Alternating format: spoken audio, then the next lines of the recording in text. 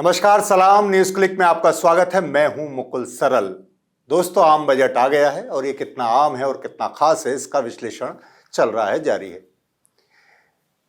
इसी को हम जानने के लिए आए हैं। आज हमारे साथ हमारे खास मेहमान हैं, आर्थिक मामलों के विशेषज्ञ, जेएनयू के प्रोफेसर सुरजीत मजूमदार जी। आपका बहुत बहुत स्वागत है।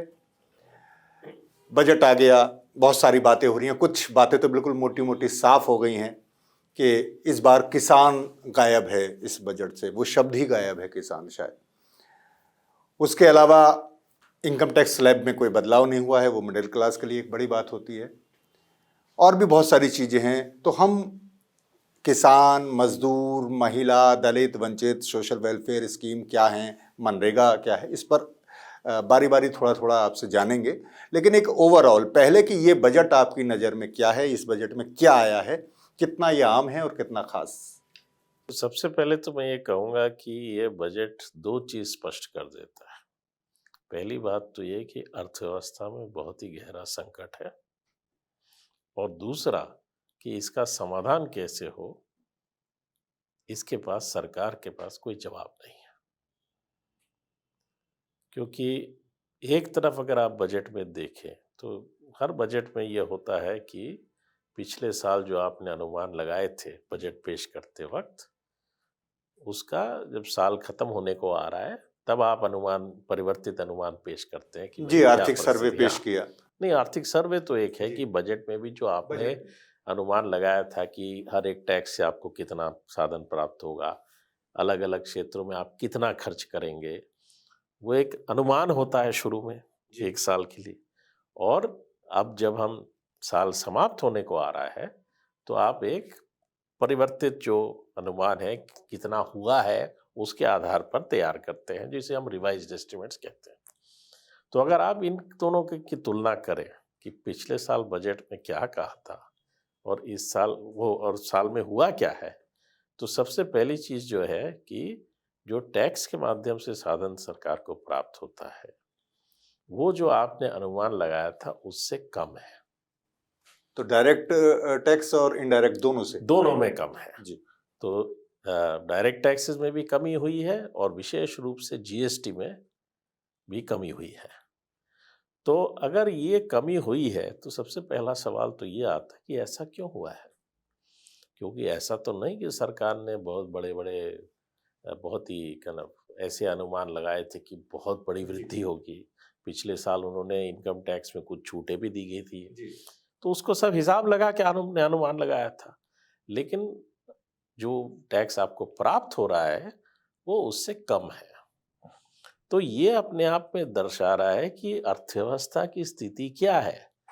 ये आर्थिक गतिविधियां जिसके आधार पर आपको टैक्स प्राप्त होता है उनमें जो विस्तार की स्थिति है वो गंभीर है।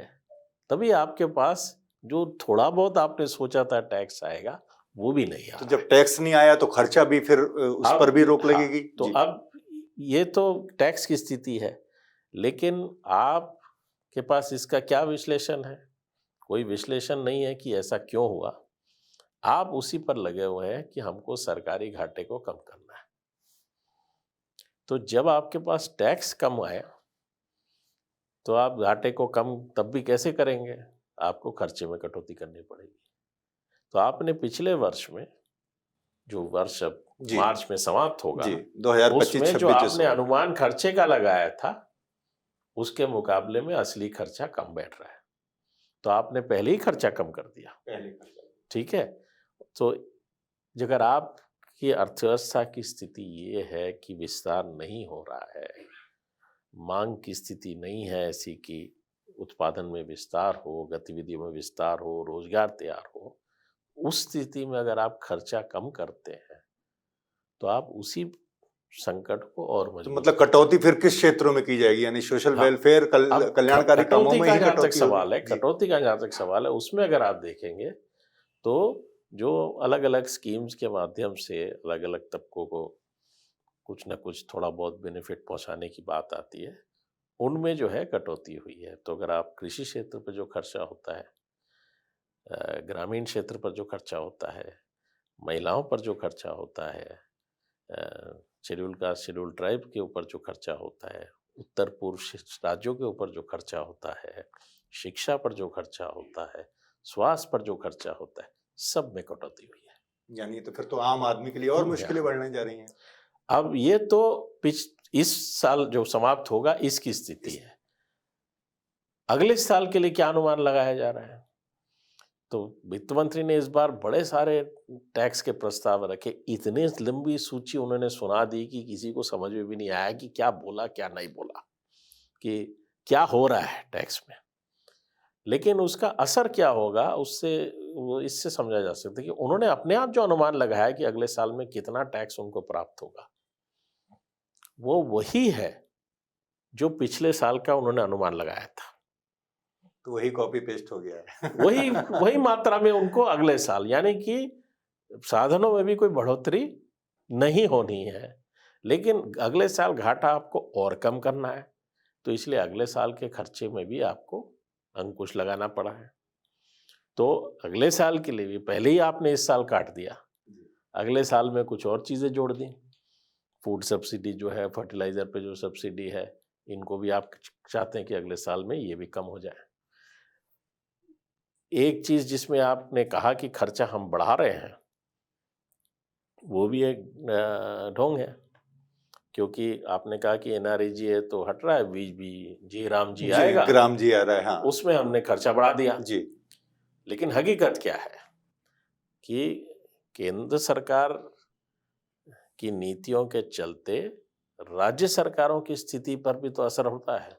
राज्य सरकारों का एक हिस्सा साधन का, उनका जो हिस्सा है केंद्रीय टैक्सेस में वो है, अगर उसमें टैक्स नहीं आ रहा है तो उसका असर राज्यों पर भी पड़ रहा है।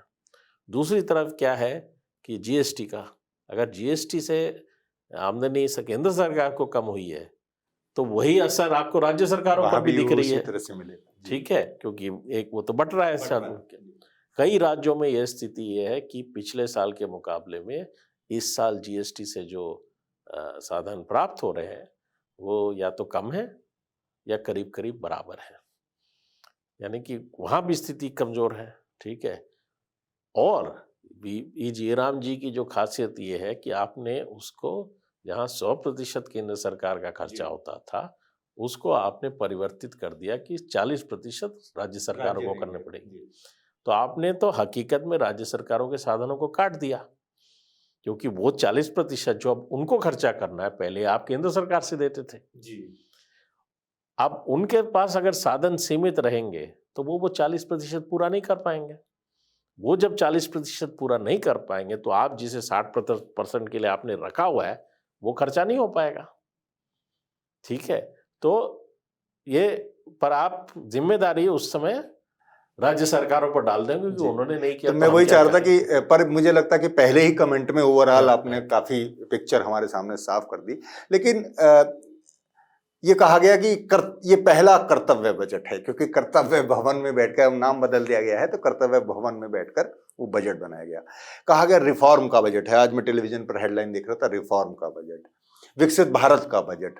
तो जब इतने बड़े बड़े नाम ये जैसे पिछली बार भी दिए, और अगले साल की जब हम बात कर रहे हैं मजूमदार जी, तो यानी 2026-27 जो 31 मार्च 1 अप्रैल से शुरू होगा, 1 अप्रैल से और 31 मार्च 2027 तक। तो अगर हम इस पर थोड़ा अलग अलग जाएं, अगर हम पहले बात करें किसान की, तो किसान में उनके लिए आप किस तरह से चीजें इसमें देख रहे हैं, कुछ है? देखिए, मैंने तो कहा कृषि क्षेत्र पर जो खर्चा है, ग्रामीण वो एआई का तो बहुत जिक्र है उसमें, फूड फर्टिलाइजर सब्सिडी, सब पे तो आप कटौती कर रहे हैं, ठीक है जी। दूसरी तरफ ये है कि कृषि क्षेत्र की परिस्थिति आज क्या है, ठीक है। आज की स्थिति ये है कि कृषि क्षेत्र में जो पिछले इस साल का उत्पादन में वृद्धि हुआ है सरकारी आंकड़ों में, ठीक है, सरकारी आंकड़ों में जितना उत्पादन में वृद्धि हुआ है उससे कहीं कम उस उत्पादन के लिए जो मूल्य मिलता है उसमें वृद्धि हुआ है। यानी कि कृषि क्षेत्र में कीमतें जो किसानों को प्राप्त हो रही है वो घटी है। उत्पादन के विस्तार के बावजूद उनकी आय में बढ़ोतरी नहीं हुई है, ठीक है। तो और ये बहुत बड़ा हिस्सा, बिजली, खाद सब्सिडी तो लगभग उतनी ही रखी है जितनी पिछली बार थी, नहीं, उसमें सब कटौती की है, उसमें भी कटौती उसमें कटौती है, अगले साल कटौती करने का प्रयास रहेगा। ठीक है, तो कृषि क्षेत्र का जो संकट है, उस संकट के लिए उनके पास कोई तो ये जो मोदी जी जवाब ने नहीं पहले है। आते ही वादा किया था आमदनी दोगुनी, तो इसके लिए अब 2047 तक का इंतजार करना होगा क्या? अब ये 2047 और तक भी एमएसपी पर कोई गारंटी देने के लिए तैयार नहीं। 2047 तक भी ये स्थिति नहीं बनेगी। और दूसरी बात ये है कि कृषि क्षेत्र पे आज आपके 45-46% लोग रोजगार के लिए निर्भर है। आपके ही आंकड़े हैं। ठीक है, अब कृषि क्षेत्र के बाहर जो रोजगार है, जी ठीक है, उनका अगर विस्तार नहीं होता तो फिर लोग कृषि पर ही निर्भर रहेंगे, उससे उनके पास कोई विकल्प नहीं होगा। अब कृषि क्षेत्र से बाहर जो रोजगार है उसकी स्थिति क्या है? हाँ, ये बड़ा ठीक है, और अगर आपकी अर्थव्यवस्था में स्थिति ये है कि बहुत भारी संख्या में लोग की आमदनी बहुत सीमित है और उसमें ठहराव है, तो आपके पास एक घरेलू बाजार नहीं है जिसका विस्तार हो रहा हो, जिसके आधार पर उत्पादन का और रोजगार का विस्तार हो। तो यहाँ एक हमारे अर्थव्यवस्था में अजीब सी स्थिति बन गई है, क्योंकि बहुत लोग बेरोजगार हैं जी या बहुत समय तक बेरोजगार हैं। तो जो रोजगार में भी है वो भी उनको बहुत खर्चा वेतन करने की वो स्थिति में नहीं वेतन है। कम जी, मिलता है। ठीक स्थिर है हाँ। लगभग या कटौती है। तो जी जो काम पर निर्भर है अपनी आमदनी के लिए, इनके पास संपत्ति नहीं है, वो बहुमत है आपकी जनता की, उसके आय में स्थिरता की स्थिति है या कटौती हो रही है। वो क्योंकि मांग तैयार नहीं कर पाते बाजार में, इसलिए आपकी ऐसी गतिविधियों का विस्तार नहीं हो रहा जिससे रोजगार जी प्राप्त जेब हो। में जब पैसा नहीं तो कैसे और क्योंकि वही मांग और आपूर्ति रोजगार कैसे? क्योंकि प्राप्त नहीं है, इसलिए मांग नहीं है। इस चक्रव्यूह में जो है अर्थव्यवस्था पूरी फंस गई है। इसको तोड़ने के लिए आपको सरकारी टैक्स और खर्चे के नीति को इस्तेमाल अगर करना है इस चक्रव्यूह से अर्थव्यवस्था को निकालने के लिए, तो सबसे पहले जरूरी ये है कि पहली बात तो आप जिनके पास अधिक आय है, जिनके पास अधिक संपत्ति है, उनसे अधिक टैक्स बटोरें। दूसरा, आप सरकारी खर्चे को बढ़ाएं, ऐसी गतिविधियों में बढ़ाएं जिससे रोजगार विस्तृत हो, जिससे लोगों की आय की स्थिति बेहतर हो। ठीक है, और हमारे अर्थव्यवस्था में ऐसे क्षेत्रों की कोई कमी तो नहीं है। शिक्षा पर आप खर्च कर सकते हैं, स्वास्थ्य पर खर्च कर सकते हैं। तो वो सब चीजें एक दूसरे से जुड़ रही हैं। किसान की बात की तो तुरंत ही रोजगार की भी बात आ गई और सब चीजें आ गई। मजदूरों में मनरेगा का आपने जिक्र कर ही दिया, पर और जो लघु उद्योग हैं, एमएसएमई हैं, और रोजगार के सृजन के लिए कुछ स्कीम अनाउंस हुई हैं? नहीं, कुछ खास विशेष रूप से रोजगार के लिए तो इस बार कोई बात नहीं हुई है। और रोजगार जो है, जब रोजगार एक है जो आप प्रत्यक्ष रूप से कोई स्कीम के माध्यम से या खर्चा करके तैयार करते हैं, और एक है आपकी नीति का जो पूरे अर्थव्यवस्था पर असर पड़ता है, उससे जो रोजगार तैयार होता है। ज्यादातर रोजगार तो सरकारी रोजगार नहीं है, सरकारी रोजगार के बाहर है। तो उस अर्थव्यवस्था पर जो आप असर कर रहे हैं, कि आप कह रहे हैं कि अगर आपके पास ये संकट है तो आपको तो आम लोगों का संकट नहीं दिख रहा है, आपको दिख रहा है कि कॉरपोरेट सेक्टर और अमीरों का, उनके लिए संकट है, क्योंकि अगर विस्तार करने का अवसर नहीं है तो उनके भी कमाई के अवसर सीमित हो जाते हैं। तो आप उसका समाधान ढूंढ रहे हैं। आप कह रहे हैं कि जो उसमें क्षेत्र में काम करते हैं उनके वेतन को और थोड़ा कम करने या हिस्सा को और कम, इसलिए श्रम कानून में भी पर संशोधन कर दिया। थोड़ा उनको टैक्स कम कर देते हैं ताकि उसी आय में जो उनका मुनाफे का हिस्सा है वो बढ़ जाए।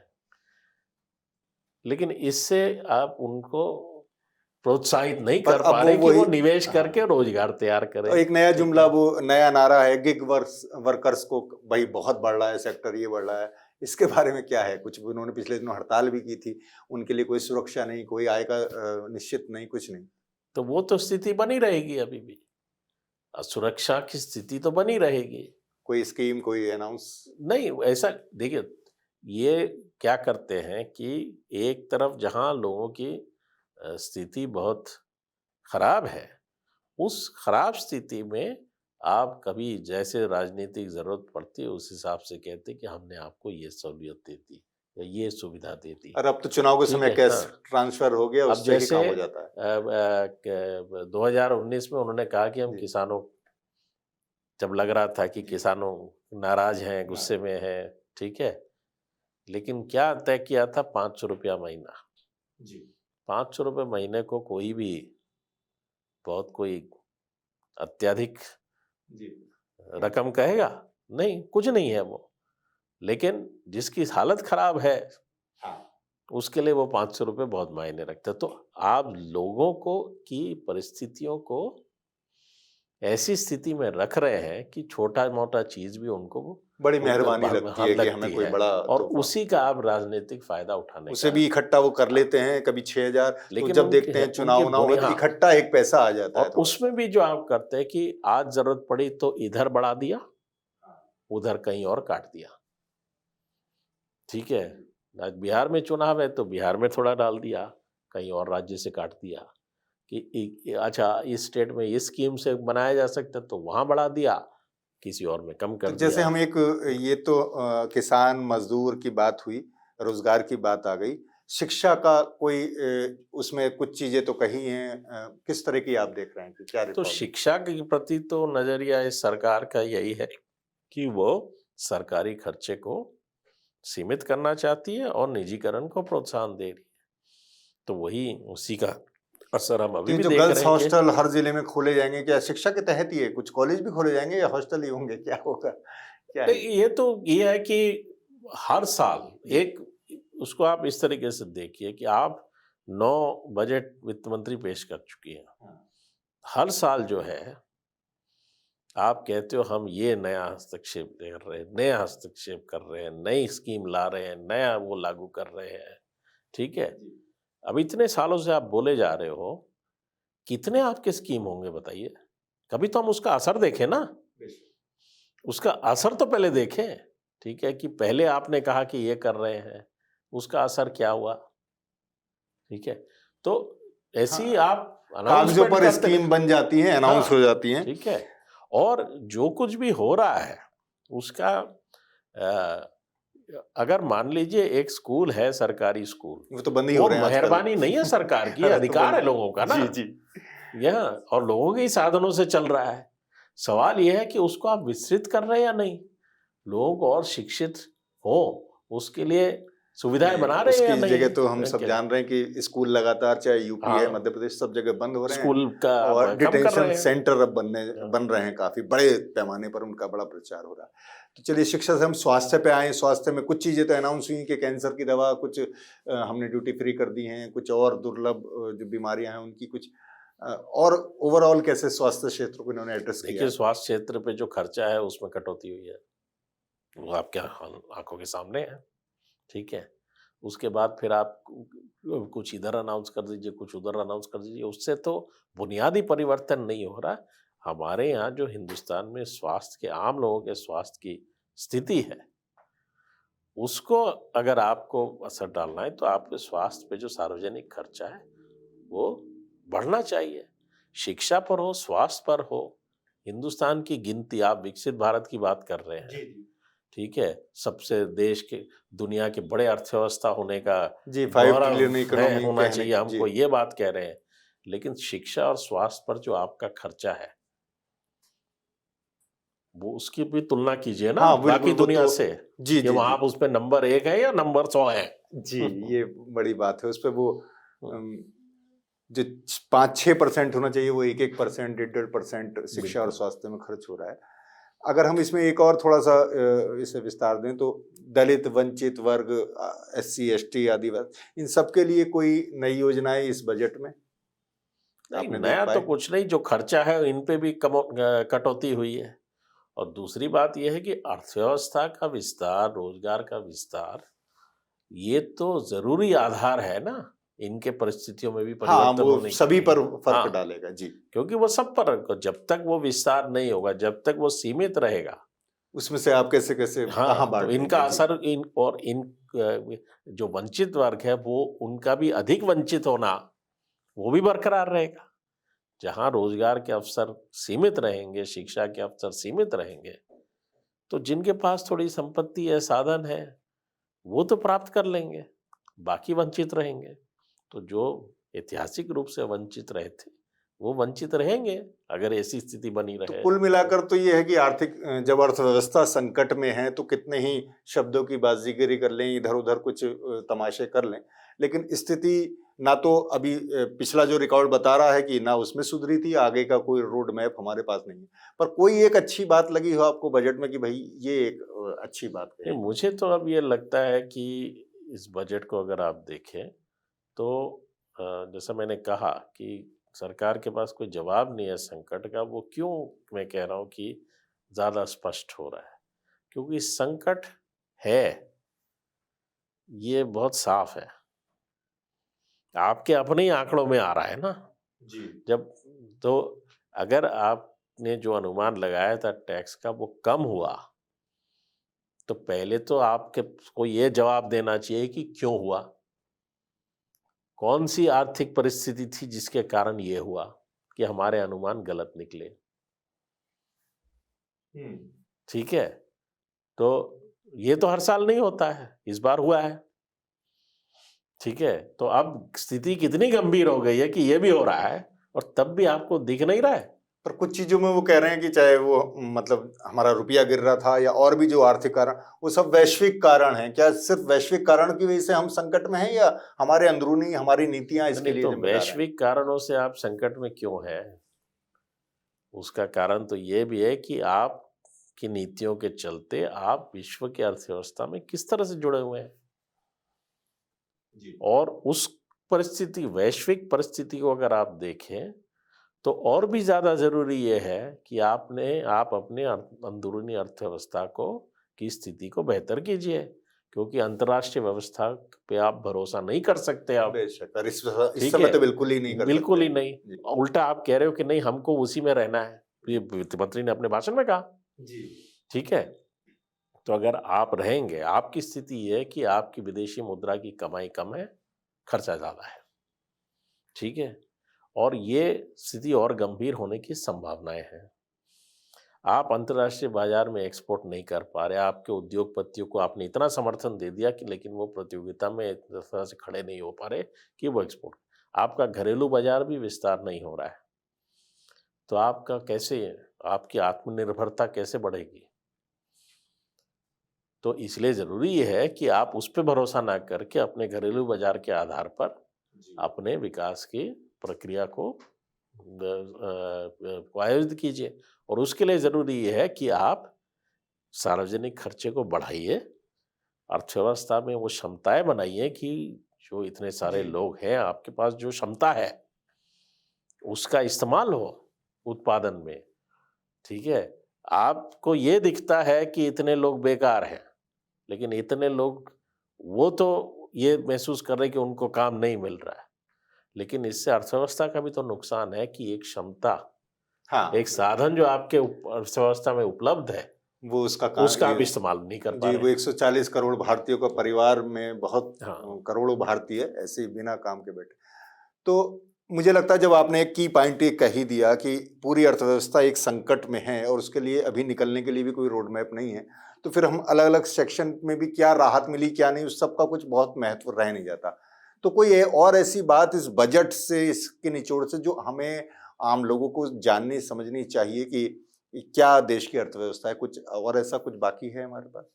देखिए, मुख्य रूप से मैं ये कहना चाहूँगा कि किसी भी नीति इसका जो है एक एक एक तरीके की राजनीति होती है कि बजट को भी एक विशेष रूप से लोगों के सामने पेश किया जाता है कि इससे ये होगा, इससे वो होगा, इससे ये होगा वो। तो ज़रूरी ये है कि लोग भी सचेत रहे कि अ, जो बहुत सारी कहानियाँ भी बनाई जाती है कि इससे इसका क्या असर होगा, उन कहानियों पर ना जाके और जो वो कहते हैं उन पर ना जाके हकीकत में क्या हो रहा है, जो आंकड़ों में साफ दिख रहा है उस पर ध्यान दें, उस पर नजर रखें, तब साफ हो जाएगा कि में क्या हो रहा है। तो अगर मैं कहूं आपसे आखिर में कि इस बजट को आप क्या एक नाम देंगे, एक लाइन, कोई हेडलाइन अगर आप सुझाना चाहें कि ये बजट, इसकी हेडलाइन ये है। ये तो संकट, आर्थिक संकट, गहरा आर्थिक संकट है और उसको और मजबूती दे रही है। मैं तो इस बजट को यही कह सकता हूँ कि ये बजट एक ऐसा बजट है जिसने इसको नजरअंदाज कर दिया है कि असली आर्थिक हकीकत क्या है। उसको भूल के अगर आप नीति बनाएंगे तो फिर स्थिति बस क्या बनेगी, जी उसका जी जी परिणाम क्या होगा जी, स्पष्ट वो है। जुमले ही रह जाएंगे।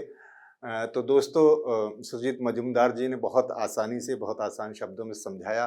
और आप कह रहे हैं कि देखिए बजट तो, और ये मैं भी, हम भी मानते हैं सब लोग कि बजट साल दर साल आ रहे हैं। और आप कह रहे हैं कि हम आंकड़ों से समझें कि जो उनके ही आंकड़े हैं, जब वो ही इसमें फंसे हुए हैं तो उसकी असलियत क्या है। पर आंकड़ों से भी ज्यादा हमारे आपके जीवन पर क्या असर पड़ रहा है, हम इसे खुद महसूस कर सकते हैं, हम इसके खुद गवाह हैं, खुद साक्षी हैं। बजट हर साल एक नया झुंझुना, एक बड़ा ढोल बजता है कि इतना हो गया। लेकिन मुझे लगता है बजट तोलने का मेरे लिए तो बहुत आसान, एक आम लेमैन की तरह मैं देखूं कि मेरे जीवन में कोई बदलाव आया या नहीं आया, जीवन मेरा पहले से बेहतर हुआ या बदतर हुआ। मुझे लगता है मेरी कसौटी, मेरा पैमाना तो यही है। और अभी क्योंकि बजट आया है 1 फरवरी आज, तो इन्हीं वित्त तो मंत्री के 9 बजट आए 9 हैं। बजट 9 आए। बजट, पहला बजट जब पेश किया था से लेके आज तक के बजट लोग अपने ही जिंदगी के अनुभव से तय कर ले कि उनके जिंदगी में कितना परिवर्तन हुआ कितना है इसमें। परिवर्तन आया, बजट क्या है। और बजट का वैसे अब कोई बहुत महत्व इतना नहीं रहता, क्योंकि बजट के बाद भी मिनट मिनट, कुछ कुछ महीनों में कोई कोई नीतियां बदल दी जाती हैं, सारी चीजें बदल दी जाती हैं, एंड टाइम पर बिल आ जाते हैं। सब कुछ हम देख रहे हैं लगातार। महंगाई की जो बात है, वो कोई कंट्रोल में है नहीं। मुद्रास्फीति पर हम शायद बात करना भूल गए। तो नहीं, अभी तो जो है कीमतें बहुत चीज़ों की ठहराव की स्थिति में है, पर वो इसलिए है कि अर्थव्यवस्था में मांग की स्थिति बुरी है और वेतनों और आयों पर जो है दबाव है, तो इसलिए वो है। तो ये पूरा साफ हो गया बजट। मुझे लगता है कि अब आप भी अपना गुणागणित करिए, बजट को थोड़ा समझिए। और ये आपको हमारी बात कैसी लगी, मजूमदार जी की बात से आप कितने सहमत हैं, असहमत हैं, हमें कमेंट करके आप बता सकते हैं। तो इस पर हम और आप दोनों अभी विश्लेषण करेंगे। बजट एक बड़ा डॉक्यूमेंट है, बड़ा दस्तावेज है। और कुछ चीज़ें अभी हाईलाइट हो गई हैं। 85 मिनट का आज भाषण दिया वित्त मंत्री जी ने। तो उसके और भी हम देखेंगे किस तरह से क्या क्या उसमें पेच हैं, क्या क्या उसमें निकल के आता है। फिलहाल आज के लिए शुक्रिया, धन्यवाद।